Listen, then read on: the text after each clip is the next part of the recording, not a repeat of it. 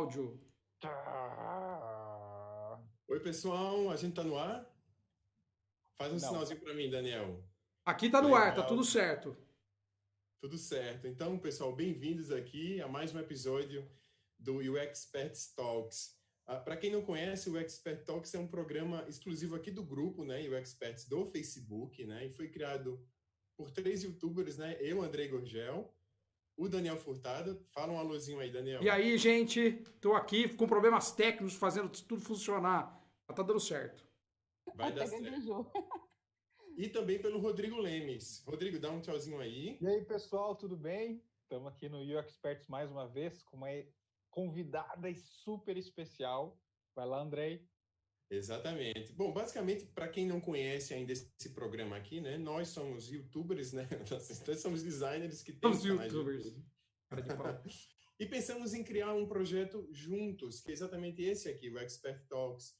E a ideia é que a gente reúna pessoas no mercado para falar com elas, conhecer a jornada delas profissional, o que elas fazem. Eu acho que nós todos, na verdade, achamos que isso é muito importante porque a gente amadurece o mercado e a gente conhece novas pessoas, né? E hoje a gente tem aqui, realmente, como o Rodrigo falou, uma convidada muito especial, a Cláudia Mardegan, que ela é líder de design, e vai contar um pouco da jornada dela. Cláudia, bem-vinda aqui a esse programa. Você é mais que bem-vinda. Obrigada, eu agradeço a oportunidade aí, antes de tudo. Que legal, bem-vinda mesmo. E já para começar assim, a gente queria conhecer a sua jornada, né? Como você chegou até ser líder de design. Tenta falar isso de uma forma... enfim, abra seu coração. Como é que... Abra o seu coração, Cláudia. Não, eu estava comentando com o pessoal, né, antes da gente abrir aqui o live, que ia ser difícil resumir tanta experiência em pouco tempo, até porque eu trabalhei, sei lá, em umas 11 empresas. E o Daniel me zoou falando que eu sou geração millennium. Mas é mais ou menos isso, porque eu comecei por volta de 13 anos de idade, fazendo o site da empresa do meu pai. Então, meu pai não tinha site, o cara que fazia saiu, na época era Flash, um arquivo consolidado, não dava para editar. E aí eu falei, pai, me paga um curso então, e eu faço o site para você. E aí a história começou assim. Então, eu fui fazer um curso de Motion, ActionScript, e eu descobri que existia uma faculdade que estava abrindo ainda as primeiras turmas de design digital, que era na Embi Morumbi. Passou alguns anos, eu continuei fazendo cursos de tables, por aí vai, e eu comecei a faculdade com 18, mais ou menos. Nessa época, na primeira semana, no primeiro semestre, eu fui participar de um processo seletivo na Editora Globo, onde eu já comecei meu primeiro trabalho como estagiária na época. Então, eu trabalhei em uma das maiores empresas, né, na época do Brasil, que era a segunda maior editora da América Latina, e eu comecei como estagiária de front-end, já que os cursos que eu tinha eram voltados a desenvolvimento. Lá eu comecei a fazer mais ou menos 14 sites, né, que eram títulos de, por exemplo, revista Vogue, GQ, Época Negócios, por aí vai. Depois tinha os blogs, que eram 56 blogs também. Então, também fazia parte de front junto. Com isso, chegou uma época que evoluiu, não tinha mais para onde ir. E meu chefe perguntou se eu queria ir para a área de desenvolvimento mobile, que estava vindo para o Brasil ainda. Então, estava chegando o primeiro iPhone. Foi nesse momento que eu fui para a equipe. Eu já era a única mulher na equipe, né? Eram mais ou menos 20 homens e eu a única mulher. Então, eu dava os pitacos no design, mas eu fazia muito mais o desenvolvimento e implementação do que já vinha pronto. Por sofrer muito bullying, a galera falar que front não era desenvolvimento, era só arrasta e solta, eu decidi ir para uma linguagem que fosse a mais difícil que tinha, pelo menos a que eu achava que era Objective-C, que é uma linguagem específica para iOS. E agora virou Swift. Então, eu fui atrás da primeira escola que teve com foco em mobile no Brasil, que era o Instituto de Artes Interativas, o IAI, e fiz todos os cursos que eles tinham de desenvolvimento, tipo até o Master Blaster avançado. E quando eu terminei o curso, eles me chamaram para dar aula de design lá, porque eu sou muito curiosa, então os professores vira e mexe mostravam na aula um exemplo que eles estavam fazendo para clientes, e eu falava, cara, eu preciso desse código para saber como que ele fez aquele efeito, né? Eu sou muito visual. E aí eu negociava, falava, olha, se eu fizer uma interface para você dar a aula, você não passa o código para dar uma lida? E nisso eu comecei a fazer interface para a galera de lá, e eles me chamaram para dar um curso de lá, dar um curso de mobile lá, design para mobile. E foi aí que eu comecei a dar aula. Então eu já trabalhava em paralelo na Editora Globo e comecei a dar aula de design de interface. Aí, resumindo, depois de lá eu fui para uma outra escola que chama Quadro Treinamentos, fica aqui em São Paulo, na Paulista. eu levei o mesmo curso que era meu para lá, treinei um monte de gente, era um curso de 45 horas de duração, bem extenso. Passei por pequenas empresas também, startups, tipo Beleza na Web, Truckpad, onde eu fui head de design.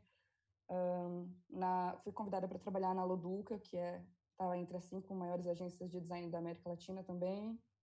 Depois eu fui parar no vagas.com, onde eu estava até pouco tempo atrás. Eu gostei muito da experiência, porque é uma empresa diferente, que tem uma gestão horizontal, então você não tem chefe, todo mundo lá é quase perfil sênior, e todo mundo gerencia o produto, então todo mundo tem que estar de acordo com as mesmas decisões, a gente chama de consenso. E aí eu recebi uma oferta de trabalho, que foi praticamente recusável, para vir aqui para Concrete, para ser lead de um time que na época eram de 15 pessoas, agora a gente está em 9. Legal, muito Tentando bom. Tentando expandir aí o projeto. Então, resumindo. Tem mais. Esqueci. Atualmente eu dou aula na Mergo, né, em São Paulo, Mergo Design. Lá do Edu. Exatamente. Eu tenho a minha escola online, que chama Pulse, eu estou criando ainda, então estamos em expansão. E sou criadora do canal do Sketch Brasil, eu consegui patrocínio deles, eles patrocinam todos os meus cursos, então brindes e as licenças a gente acaba sorteando. O que mais que eu faço? Não sei, eu faço um monte de coisa. Gente, o que você não faz? A pergunta é o que você não faz, né? Porque, pelo amor de Deus... Você costuma dormir, por acaso? Tem 5, 6 horas por noite e a gente dorme. É justo. Gente, eu queria, antes de Daniel fazer uma pergunta, ou o Rodrigo, ainda perguntar uma coisinha muito importante para a Cláudia, que é o seguinte: ela falou que nas empresas que ela entrou, existiam muitos homens, e eu acho isso um fato que a gente tem que trazer aqui para conversar, e eu queria ouvir a opinião dela, porque na última pesquisa da Saiba Mais, que eles liberaram desse ano, feita no ano passado, né, que eles liberam nesse ano, eles constaram lá que o público, pelo menos que respondeu, 61% era formado por homens e 39% de mulheres. Isso é um pouco do reflexo do mercado, né, Cláudia? Assim, a que você atribui isso, assim, no seu ponto de vista? Acontece mesmo, assim, quase todas as empresas que eu trabalhei, eu era sempre a única mulher, pelo menos de design, né, da área de design, inclusive da área de produto, né, que é bem próximo da área de design. No máximo tinha 2 mulheres para, sei lá, 30 homens. Era uma desproporção muito grande. Eu acredito que pelo fato de design já vir um pouco de tecnologia, automaticamente os homens aparecem mais, né? Mas existe um preconceito muito grande ainda. Inclusive, eu já trabalhei em empresas onde isso acontecia e tinha layout meu que só era aprovado se fosse o meu chefe que ia lá e apresentasse. Eu ia, apresentava o mesmo layout, não era aprovado. Meu chefe ia, sendo um homem, apresentava. Que coisa, hein? Que coisa. Sem mudar nada, assim, o layout era aprovado. Então acontece muito, mas eu acho que, assim, a gente tem que correr um pouco atrás também do empoderamento. É lógico que preconceito acontece tanto para só mulheres, para negros, ou para qualquer outro tipo de preconceito que tenha, gays, enfim. Mas a gente também tem que dar um pouquinho mais de voz para isso, assim, ir atrás, querer participar dos talks, compartilhar conteúdo. Uma vez, eu não lembro de onde era, mas eu li uma palestra que falava... Uma palestra não. Um artigo que falava que mais ou menos só 5% das pessoas compartilham o conteúdo, ou seja, as outras 95 pessoas só consomem. E talvez a visibilidade da mulher na área seja um pouco por conta disso. Assim, quantas mulheres você conhece que está puxando isso para frente, sabe? Eu acho que a gente tem que puxar mais, querer participar mais, se inscrever mais. Por exemplo, eu participo em um canal que chama o XY Brasil, e teve uma menina lá que eu não lembro o nome agora, não vou falar o nome errado, senão depois ela briga comigo, mas ela veio pedir para as meninas se inscreverem, porque no TDC tinha pouca inscrição de designers mulheres para falar. E eles queriam ter um peso parecido, né? Uma voz parecida lá para defender. Então, a gente também precisa ter a proatividade de começar a participar disso. Eu não estou tirando, assim, todo o desmérito de realmente existir um preconceito, mas eu acho que depende um pouco da gente também começar a dar voz nisso. Muito obrigado pela resposta. É interessante mesmo, porque se a gente vai em eventos como o ISA, o UXConf, a presença das mulheres é massiva, né? Você vê muitas mulheres participando. Talvez elas não estejam postando coisas ou mandando, mas a presença das mulheres é bem grande, é bem forte, né? Bastante. Mas falta dar essa voz, né? Eu acho que acontece muito da gente ter vergonha de começar, já que é um mundo dominado por homens, e a gente se sente meio acuada, tipo, cara, eu vou começar, que nem hoje eu sofri pra caramba por estar aqui, né? Até da síndrome do impostor. Exatamente, que eu ia te perguntar agora, né? Eu ia falar isso agora. Vai, Daniel, manda. Não, porque assim, todo mundo sofre um pouquinho de constrangimento quando tá fora da zona de conforto. Então, beleza, a gente entende isso. Só que o tamanho das zonas de conforto das pessoas é diferente. Então, alguém que, por exemplo, as mulheres têm uma zona de desconforto muito maior do que os caras. Então, assim, a gente fala isso que é os privilégios, né? A gente é muito mais privilegiado com um monte de coisa do que mulheres são. Então, a zona de conforto e as síndromes de impostor acontecem, eu acredito que mais ainda com quem está dentro de... Pô, eu já estou dentro de uma zona de desconforto, numa sociedade que me desconforta mais ainda. Eu realmente, em várias profissões acontece isso que você falou, das pessoas terem que trocar o nome do e-mail para um nome que parece um nome de cara, para as pessoas começarem a responder. Eu tenho uma amiga que acontecia isso, ela teve que trocar o e-mail dela, então as pessoas respondiam porque achavam que era um cara, e a hora que descobriam que não era um cara, a pessoa parava de responder, o cara idiotice. Mas você falou isso no começo, você estava falando que você estava super nervoso de bater papo, que você estava...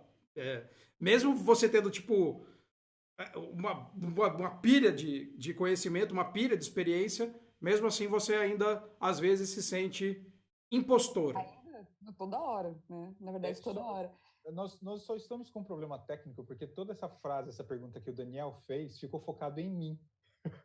Então era o Daniel falando e eu em silêncio. Mas você tem que mexer a boca quando for assim. Você tem que tirar o PIN, Daniel. Deve estar com o PIN. Não tá não. É só delay mesmo dessa desgraça. Tá.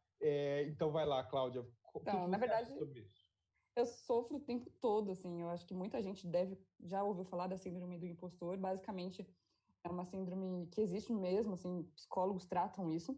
Eu não cheguei aí no psicólogo porque eu acho que me beneficia de alguma forma, mas é uma síndrome onde você acha que você vai ser descoberto por alguém a qualquer momento, que vai chegar e vai falar, cara, você não tem conhecimento nenhum, você tá aí por sorte ou porque você estava na hora certa, no lugar certo, sabe? Não por realmente mérito de estar ali. Então, isso me força a estudar muito o tempo todo para não ser descoberta por alguém, vamos falar, né, nesse sentido. Então, basicamente, eu tenho minhas metas pessoais. Por exemplo, todo dia eu leio pelo menos 3 artigos por dia para manter meu conhecimento vivo. Como eu falei naquele momento, eu acho que as mulheres têm que dar a voz. Eu não estava me sentindo preparada o suficiente para dar aula na Mergo, que é uma escola que é super renomada no design hoje em dia. Mas como que eu faço para estar lá ao mesmo tempo? Então, é claro que eu nunca vou me sentir preparada o suficiente para estar aqui hoje conversando com vocês, a ansiedade enorme. Mas eu me preparo para isso, me cobro, sou assim, super perfeccionista, viro noite pensando, eu me preparei aqui, tenho todo o roteiro, tipo, um monte de nome, um monte de coisa que eu não vou usar, mas que me dá uma segurança de poder falar do assunto, sabe? Então, mais ou menos por aí. Você fica sempre com over, né? Você tem que fazer uma coisa que é sempre a mais, né? Exatamente. E aí isso me força, porque assim, se eu der uma aula e for mais ou menos, para mim não tá bom. Ela tem que ser a melhor aula, sabe? Então, eu sempre faço dando o meu máximo para... Isso, consequentemente, me leva a algum sucesso. Só que para eu ter esse sucesso, é, tipo, suado, cara. Porque eu não paro um minuto de pensar naquilo. Tipo, se eu tenho uma palestra daqui 2 dias, eu tô sofrendo uma semana por conta dessa palestra. Eu acho interessante porque quando a gente fala sobre a síndrome do impostor, ela me dá uma impressão, eu sinto toda hora, pô, o que eu vou falar, o que eu vou passar, cara, eu tô enganando quem? Não dá certo. Mas é interessante porque depois, se você para analisar, é responsabilidades, né? É porque você tem responsabilidade em fazer a coisa certa, porque você não quer ser um pilantra que vai enganar as pessoas. Então, eu acho que é legal você ter essa linha de conseguir se alimentar de que, não, calma, não sou impostor, eu tenho responsabilidade sobre aquilo que eu quero transmitir. Acho que é um princípio interessante. A outra coisa é a gente fazer mesmo com medo, né? Não, é um medo, só que esse medo ele pode ser, assim, ou muito ruim, por exemplo, eu já tive gastrite de estresse nervoso por conta disso, mas pode ser muito bom. Então, você tem que saber muito como lidar com isso. Se você sabe como lidar, você consegue atingir o sucesso de certa forma, porque ele te faz querer estudar obrigatoriamente para você ser bom. Só que se você não leva isso da forma boa, você vai só se cobrar e vai sofrer, né? Então, por isso que daí a galera vai pro psicólogo. Sabe uma coisa que eu sempre penso, assim, acho que todo mundo, como o Rodrigo falou, né, que tem, assim, uma vontade de fazer bem feito, passa por isso, assim.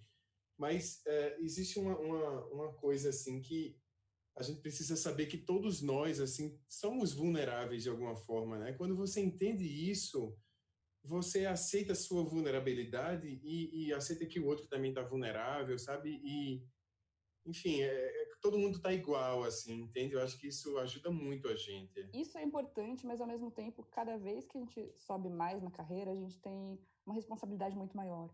E eu tenho sentido isso cada vez mais. Então, por exemplo, se eu falar uma besteira aqui hoje, seja qualquer coisa, vai ter uma repercussão muito maior na minha vida. Por exemplo, como lead, qualquer coisa que eu falo para o meu time, imagina que eu estou impactando, sei lá, 9, 10 pessoas. E isso pode ser positivo ou negativo. Ah, é verdade. A pessoa fica dando um holofote, né? Tem esse lado. Você pensa muito mais nas consequências das suas atitudes, né? Isso na real, é maturidade, né? Você vai se tornando cada vez mais madura porque você não age mais por impulso. Você pensa 10 mil vezes antes de sair dando a louca por aí, né? E aí que a gente chega no cargo de lead, né? Que eu acho que é muito Exatamente, que é relacionado à responsabilidade. E uma das coisas que a gente também colocou, até agora só o Rafael Frota postou uma pergunta e o Marcel Leal fez um comentário que depois eu jogo para vocês. Mas uma coisa que a gente também estava discutindo para trazer aqui à tona, Cláudia, é em relação a UX e UI. Todo mundo tem uma confusão tremenda em relação a usar isso. Tem gente que coloca lá no LinkedIn, que a gente estava falando agora há pouco, coloca no LinkedIn, o que você é? Eu sou UX e UI. Tem vaga que pede UX e UI. E é interessante ouvir de você, já que você trabalha como uma líder de design também. O que é essa confusão? Esclareça para as pessoas o que é essa confusão de UX e UI. Eu brinco que eu tô quase virando headhunter, né? Porque como o LinkedIn bomba, eu tô direcionando a galera para as vagas. E eu vejo muita vaga realmente falando UX UI, e existe esse perfil, que basicamente é conhecido também como Product Designer. É a mesma coisa, que também é conhecido como unicórnio, né? Aquela pessoa que sabe tudo de ponta a ponta. Então, diríamos que as três coisas são a mesma. O ponto é que o mercado UX bombou muito e todo mundo quer ter um UX na empresa. Só que muitas vezes nem sabe o que é o UX. Então, eu acho que isso vai variar muito de acordo com a maturidade de cada empresa, essa definição. Por exemplo, uma empresa que já é mais madura, ela sabe o que ela quer de um UX UI. Ela sabe, por exemplo, que ela quer um cara mais com foco em pesquisa, mas que faça a interface. Ou ela quer um cara que só faz o wireframe e faz a interface. Que isso já vinha um pouco do papel do web designer antes, né? Ele já fazia um wireframe e a interfacezinha, mas ele não fazia isso aprofundado, com a arquitetura da informação, com a análise cognitiva do usuário, com o que ele vai usar, entender bem quem é o perfil do público ali, quem que vai usar. Então, o que acontece é que eu vejo as vagas sendo, se é uma empresa de baixa maturidade em design, provavelmente ela vai usar o UX só para atrair o público, só para atrair o designer em si, porque ele vai pesquisar por aquela terminologia. E muitas vezes o que ele quer é só um cara que sabe fazer, não é só, né, mas que saiba fazer o wireframe e a interface final. E as pessoas ficam com medo de se cadastrar para esse tipo de vaga, achando que não tem essas skills. Então, acho que muitas vezes vale você se cadastrar, vale você tentar conversar com o RH e ver, porque às vezes o que eles pedem não é aquele mundo de coisas que a gente conhece, né? Porque o UX, assim, é gigantesco. Exato. De fato, eu acho impossível alguém conseguir pegar de ponta a ponta, sendo um product designer, um unicórnio, saber de todas as frentes. É muito legal esse ponto, porque esses dias abriu a crise das faltas de vagas de júnior. Porque quando tem vaga de júnior pede 6 anos de experiência, pede um monte de coisa. E nós discutimos exatamente esse ponto, que não significa que o que estão pedindo é o que realmente é a prática do que querem. Então arrisca, vai lá, se cadastra, né? Porque vira um telefone sem fio, o pessoal da RH não sabe não tem a menor ideia do que é, gente. Nem sabe mas a gente que tá dentro da coisa não sabe quem é, o cara do RH vai saber menos ainda. Deixa eu compartilhar com vocês uma coisa que aconteceu comigo ontem. Assim, uma pessoa veio falar comigo. Eu vou compartilhar sem citar nomes, obviamente, mas eu posso até dizer que eu depois mencionei ele aqui. Mas ele disse que estava montando um time de UX na empresa dele, queria uma ajuda minha, mas ele já estava assim com todos os wireframes montados e já até iniciou a interface desse produto. E perguntando se eu tinha indicações de UX, eu disse, não, mas você precisa de um UX exatamente para alguém para fazer isso, né? Ou seja, já tá uma falta de compreensão, né, do que faz realmente uma pessoa voltada a estruturar um produto, né? Ou seja, o mercado precisa aprender, né? Mas o que eu percebo também é que, ao mesmo tempo, muitas empresas já aumentaram o nível de maturidade dela nos últimos tempos e têm conseguido segmentar um pouco mais isso. Então, ao mesmo tempo que você vê muita vaga de UX UI, você vê muita vaga de UX Research, específica para pesquisa, mais focada em UX business. Writing, né? Tá surgindo bastante. Tá começando a melhorar a aí, coisa, né? Estão começando a saber requisitar perfis mais específicos, né? Mas é o que vocês comentaram, com certeza, a respeito da maturidade das coisas. Então, a maturidade das empresas. Não adianta, ó, eu falo, eu não fico em full screen de jeito nenhum. Tá vendo, gente? Ó, vocês estão falando, ó, não é a área técnica aqui, ó. Cadê o problema técnico aqui, ó? Cadê? Nada. Mas as empresas vão ficando mais maduras. É a própria questão de você ter um líder de design. É claro que não é toda empresa que tem que ter um líder de design. Tem empresa que só tem um designer. Tem empresa que não tem sentido. Então você realmente falar assim, a empresa chegou num nível que ela pode. Ela tem que ter segmentação, alguém que está cuidando. Até vocês comentaram do produto, às vezes não é nem do produto, é do feature.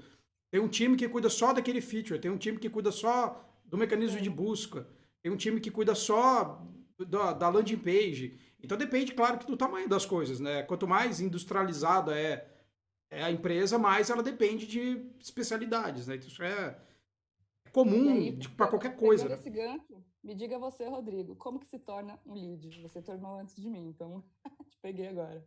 Foi. Na verdade, foi um pouco de coragem, porque tinha uma oportunidade aberta para começar como um supervisor da área de design, não era nem líder na época.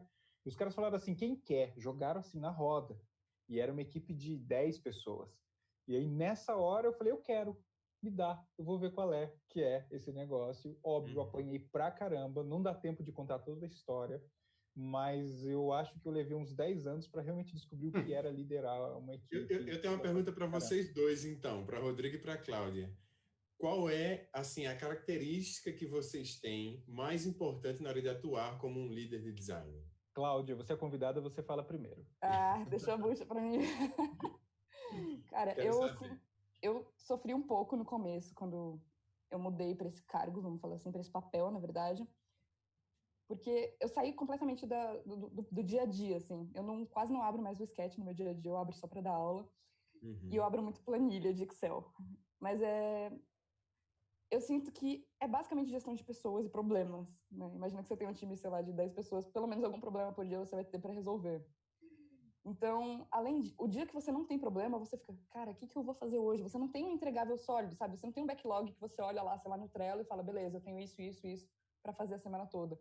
Isso, para pessoas como eu, que sou, assim, metódica e perfeccionista, me deixa maluca. Então, eu começo a criar iniciativas e eu acho que esse é o papel do líder, assim, é evoluir as pessoas que estão no seu time. Como que você faz para aquele cara que é júnior virar pleno, pro pleno virar sênior e pro sênior conseguir virar um lead? Você transformar a vida delas. Então tem um peso muito grande, assim, uma responsabilidade muito grande nesse sentido. Era essa a pergunta? Eu já até esqueci. Não, era. Eu bem rápido para a gente entrar para as perguntas, porque o foco não sou eu, é a Cláudia.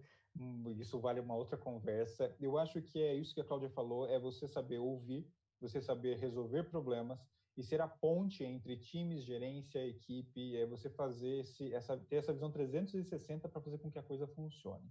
Basicamente, a skill principal é comunicação, né? A habilidade de se comunicar bem. Comunicação. Todo mundo. Esse é o ponto, que é o vídeo dessa semana do meu canal sobre comunicação. Mas agora chega, vamos para as perguntas, porque as pessoas estão ansiosas. Já, passou muito rápido. Passou muito rápido. O Rafael Frota já mandou logo de cara uma pergunta que ele fala, Cláudia, que habilidades você sente falta nos designers hoje em dia, em geral? E quais conselhos você daria para eles já prestarem atenção desde já? Olha, eu acho que, na verdade, tem evoluído muito, assim, as pessoas, elas estão muito afim de estudar, e eu acho que esse é o principal ponto, principalmente quando eu vou entrevistar, é uma das coisas que eu mais olho, assim, é o quanto essa pessoa está engajada em aprender, porque o resto, ela vai ter no dia a dia, sabe? Se ela tiver a vontade de fazer aquilo e aprender, estudar, o resto ela vai aprender no dia a dia, então não tem muito segredo, assim, é estudar, fazer curso, ler artigo, se manter atualizado, que é difícil porque muda muito rápido, e ser uma pessoa transparente, né, honesta, enfim, todas aquelas outras skills que a gente deveria ter como ser humano, né, integridade. Que devia ser default. Comunicação. Assim, para mim não dá para trabalhar com um cara que não fala, que ele coloca o fone dele e fica na dele. Existe hoje muito mais um conceito de cocriação aqui no trabalho, onde cada um divide a sua experiência, do que ele trabalhar sozinho. Então, um cara que não gosta de trabalhar em equipe, para mim, já não rola. Perfeito, muito bom.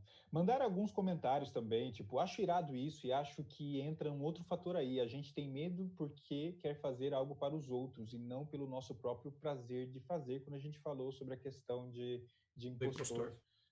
Também falaram, Cláudia, além da parte técnica, você estudou algo ligado à gestão de pessoas, até mesmo para aprimorar a equipe que você coordena hoje?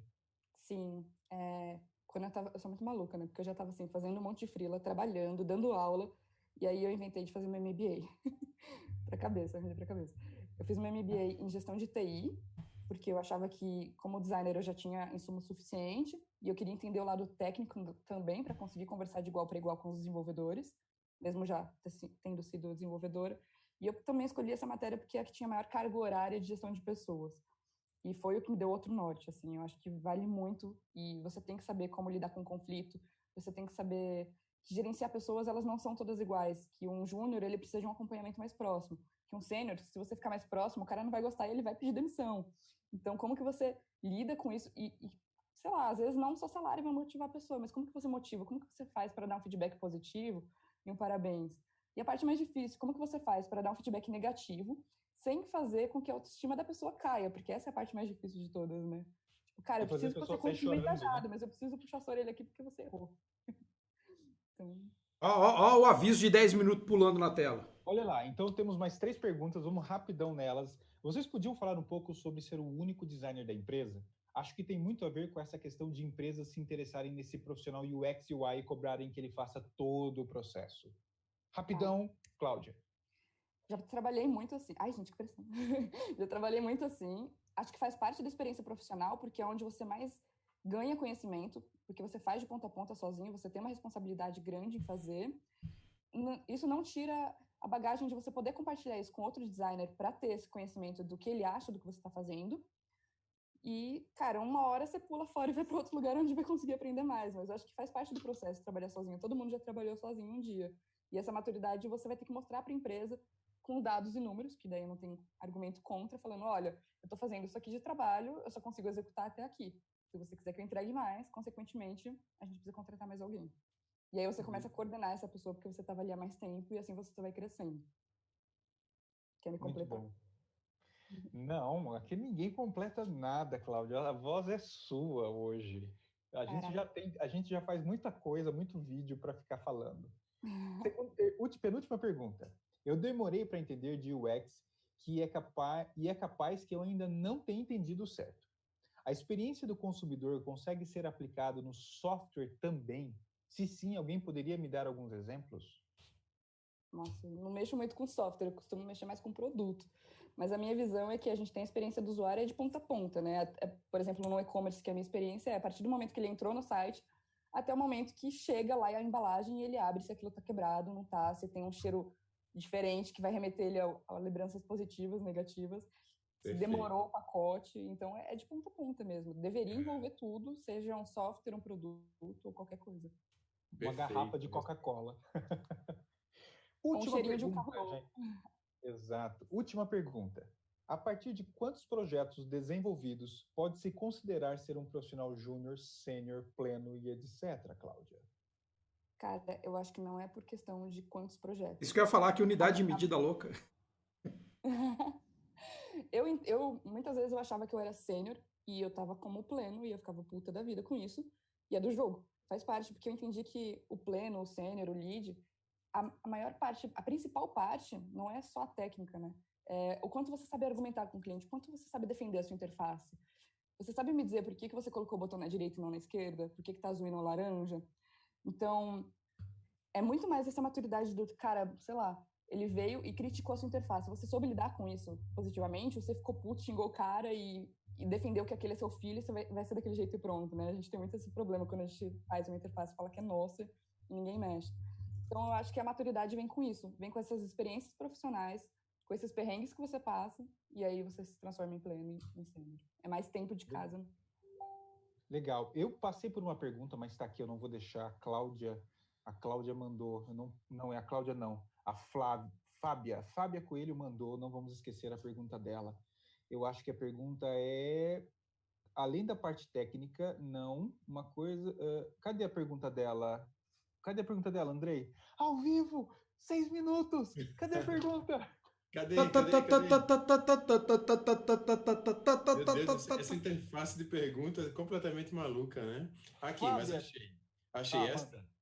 Além da parte técnica, Cláudia, você estudou algo ligado à gestão de pessoas? Essa já foi.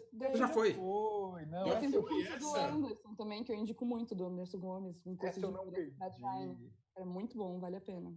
Super indico. Legal.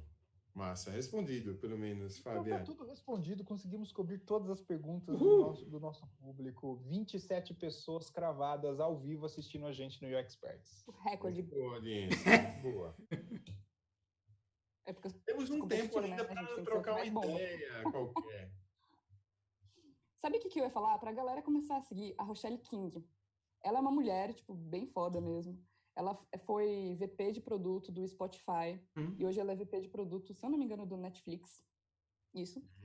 Ela é uma mulher que associa muito gestão de dados e uma massa gigante de dados com design e usabilidade. Então, ela tem vários TED Talks, várias coisas interessantes. Ela é minha referência, tipo, do que eu quero ser como profissional, assim, uma mulher bem... Ah, que massa, Cláudia. Fala de novo o nome dela. Rochelle, com 2 L's, King. Tipo de rei. Rochelle King, de rei. Escreve num post-it, Rodrigo. Cola aí pra galera. Rochelle King. Vou escrever do jeito que eu acho que é, hein? Rochelle... Nossa, e ela tem vários vídeos, né, Cláudia? Tô vendo, já achei. Olha lá, o André agora já se distraiu. Você não podia ter entregado essas coisas pra ele, que agora ele vai se distrair. Olha, o Marcel Leal mandou uma pergunta de última hora. A gente vai aceitar a pergunta dele, porque nós somos muito legais. Ah, essa tá muito legal. O Marcel perguntou, Cláudia, é mais difícil convencer o cliente ou o chefe? O chefe, com certeza.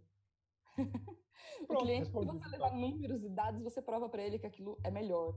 E trabalhando numa consultoria, eu acho que essa é a parte mais difícil, né? Ser líder numa consultoria é bem complicado, porque você tem que agradar o seu time, você tem que agradar os coordenadores, que são os clientes, você tem que agradar os seus gerentes e os chefes do seu gerente. E você ainda tem que falar que tudo isso aí é o X, que diz que você tem que agradar o usuário acima de tudo.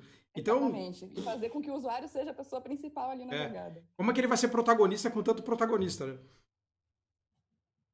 Cláudia, eu acho que é isso. Se não tiver mais ninguém que queira fazer uma pergunta, eu queria agradecer sua presença. Muito bom, assim, escutar você e sua experiência e as coisas que você falou aqui. Acho que foi muito rico esse episódio. Obrigado. Eu adorei. Eu agradeço ficar assistindo o vídeo de vocês. Tá aqui hoje é sensacional. Eu adorei, eu adorei, eu achei muito legal, acho que a gente tem que sempre conversar mais vezes. Adorei isso que você falou, dessa coisa da maturidade da pessoa na empresa. É muito legal, porque isso é uma das dúvidas, né? O Rodrigo sabe, o Andrei sabe, que as coisas que mais o pessoal pergunta como é que eu faço? Eu sou júnior, eu sou tal. Eu acho que você deu uma lição, assim, pra todo mundo saber o que é o quê. E agora tem que marcar de se conhecer presencialmente, né? Porque a gente se conhece, fala por hangout toda hora, mas e aí? Nunca rola. Verdade. Não, mas a gente faz um churrasco. De carne de golfinho de novo? Eu acho eu já vou agradecer desde já. A gente tem 2 minutos. O Andrei vai fechar. Muito obrigado, Cláudio, pela sua participação. Foi muito legal a sua presença, sua referência. E já deixando o recado que o próximo UXperts Talks é com o Felipe Samuel. Eu já vou dar o spoiler. Então, galera, já se prepara. Felipe é a gente adora coração. Adoramos ele. Então, o próximo UXperts, spoiler, Felipe Samuel com vocês. Tá? Vai lá, Andrei. Exatamente. A gente sempre pega pessoas ativas aqui no grupo, né? Assim, pessoas que compartilham conhecimento, como a Cláudia falou. Isso é muito importante. Então, Felipe Samuel, próximo entrevistado aqui, não entrevista, não bate-papo assim sobre design, sobre jornada, sobre carreira. Bom, galera, é isso. Valeu, obrigado por acompanharem. A gente se vê no próximo episódio do UXpert Talks. Valeu, tchau, tchau. Obrigadão, gente. Tchau, gente. Tchau, gente. Brigadão.